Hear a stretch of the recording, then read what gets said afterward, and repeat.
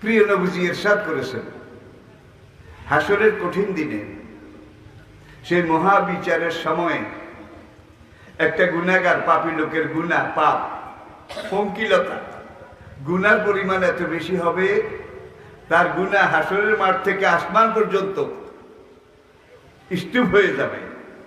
আমি কি বুঝাতে পেরেছি? থুপ বুঝেন তো? থুপ, আমিও তো আর এখনো আসেন না। গুনার থুপ জমিন থেকে আসমান পর্যন্ত। কাল আল্লাহ তাআলা, নবীজি বলেন, আমার আল্লাহ আমাকে বলেছেন, হবে ইজ্জতি হবে জালালি, আমি খোদার ইজ্জতের কসম, আমি খোদার খোদাইয়ের কসম, আমি খোদার শানে জালালিয়তের কসম, এই গুনাহগার বান্দাটার আসমান পরিমাণ গুনাহ এটা মাফ করে দিয়ে এই বান্দাকে জান্নাতে দেওয়া আমি আল্লাহর উপরে ওয়াজিব হয়ে যাবে, যদি আমি আল্লাহর সাথে কাউকে